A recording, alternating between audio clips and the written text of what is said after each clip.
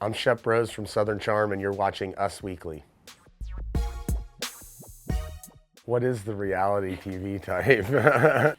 No, I did not imagine this. I did not, when you grow up in South Carolina, being on TV seems like another world. I didn't grow up in LA, New York. There was nobody going to try to make it.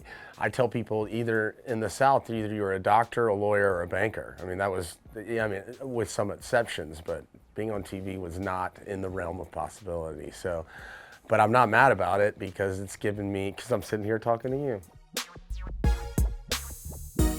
Yeah, of course. My mom's tennis group really likes the show. They talk about it every morning or after the show and laugh. And yeah, my dad, well, it's been such a success.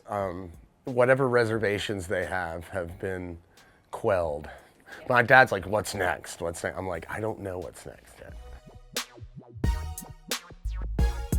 My parents pay my taxes? No, I have an accountant that pays my taxes. Who says that? I make good money and I pay taxes. Completely par for the course. Craig and I went down to the Bahamas and we got in a screaming match and I threw a steak at his face. So this is par for the course. And it takes about 20 minutes for us to cool off and then everything's fine again. He's very sensitive. Yes, he is. Yes, he is. And, add alcohol and things can get heated. I don't think women understand men's relationships. And we always have to keep telling them, like, this is how we talk to each other. It can be scathing and hurtful, but it doesn't stick around and we don't let it linger. Yeah, I think they're doing okay. I mean, I've said this before. I think Kathryn doesn't meet people halfway in their friendship in their attempts at friendship with her. So I think she could be better at that. And she's got to understand who's on her side. If she's distrustful of the world, that's not a good thing to be. She's going to need some help here. And so be open to being helped, I think. And sometimes she's defensive and she can be angry, and that's the worst version of herself, I think. I think it's absurd. I think that rich screams, wealth whispers. I've said that before. So and all due respect to Patricia, who has a Bentley or whatever, I don't think she has the amount of money that Patricia is sitting on. So you can go broke real quick trying to look rich. Yeah, I try to. I've sat down with her and basically just been like, you've got to be more accountable. You've got to be on time more. She's just chronically late and sometimes no show. And I have certain friends that I've grown up with who are like that, and you still love them, but boy, it's just if you're known for that, it's basically just accountability and respect for others' time. And you're not doing yourself any favors. Yeah, I have. I approve. Super nice guy, Southern guy, sort of all shucks sort of guy. And he's like nondescript. He's almost like, is this okay? I'm like, yeah, dude, you do whatever you want to do. So I like that he's sort of genteel almost. Yeah. I was sort of on the fringes of that story. I never really understood it. Craig's like the town crier, you know what I mean? He's the one that brought that thing out about Madison and the other guy and all that. So, and I stupidly get embroiled in Craig's romantic rumors. He had an indiscretion. They decided to stay together. To me, that's just bad character, that you get revenge. Like, just break up. It's not even revenge, it's just fun, you know? And I think it happened more than once, because it's a small town. He did it first, but this isn't kindergarten, you know, like you don't, it's not, anyway, it's just hard for me to reconcile my friend being made to look a fool, and I just, yeah, so I have things to say about her. I'm not going to cause a scene, but I definitely have an opinion. I called her white trash, but I wouldn't attack that last part on, which is not very nice because, yeah, some of my best friends, Bailey, cuts hair, so that's not part of that, but, and white trash isn't very nice to say either, but boy, stay tuned. She somehow earns some sort of moniker. I don't know what you call it.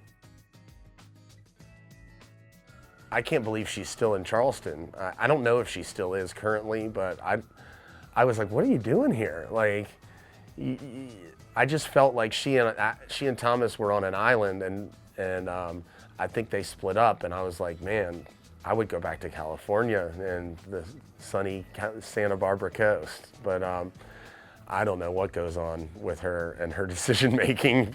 I don't think anyone does. People palpably disliked her. I mean, fans of the show and things like that. So, I mean, maybe she should move to like a country that doesn't have Bravo. I tried in this life not to have anybody where I walk into a restaurant and don't want to see them, so I think it would behoove Kathryn to I would just say avoid each other. That's what would be my advice. But definitely try to have as least amount of enemies in this life as you possibly can, I think, is a good advice. Austen, I think, feels pressure from his family. I'm speaking obviously a little bit theorizing. He's more of the white picket fence thing, and his mom and dad are pretty traditional people, and so I think that there's that pressure. I've seen that in other friends. So I think he really is rooting for a relationship to work out and for himself, and I think me and Craig are all over the map. So I would say Austen. I mean, I'm a flirt for sure, yeah, but yeah, no, I don't. I'm myself, and I'm not like that aggressive. I just want to chew the fat and laugh and goof off. And obviously, my interest and senses are piqued when there's people from the opposite sex in the room, because I start showing off even more. But yeah, I don't know if that's a fault. If it is, I don't think I can change. You can't teach an old dog new tricks, you know? No, I would say no. I did my show, relationship, and I don't regret any of it, but okay, so you're 37, dating a 21-year-old? I don't want to be the prize. I never thought of myself that way. Like, I don't want people fighting over my friendship. There's something like something unsettling about that in my mind. No, I might not. You know, I think it's sort of a wake up one morning and you're like, I've had enough. But then again, there has to be the right person around you when you do feel that way. And I don't feel that way right now. I'm going to London tomorrow for the Royal Ascot horse races, and I'm going to spend some time in Copenhagen later on this summer, and I'm going to Alaska. And I mean, I'm all over the place, and I like it. And I don't have to check in with anybody. I don't have to explain myself to anybody, which would be difficult, especially here in New York. So something about it, the freedom part really appeals to me. I really do like kids. I really do like kids. I had this theory that maybe like one day, you know, you see those couples that they like reconnect after later in life, and for whatever reason their relationship didn't work out and none of yours did, and you're like, I always liked you, and like let's just hang out. I think that might happen, but I don't know with whom.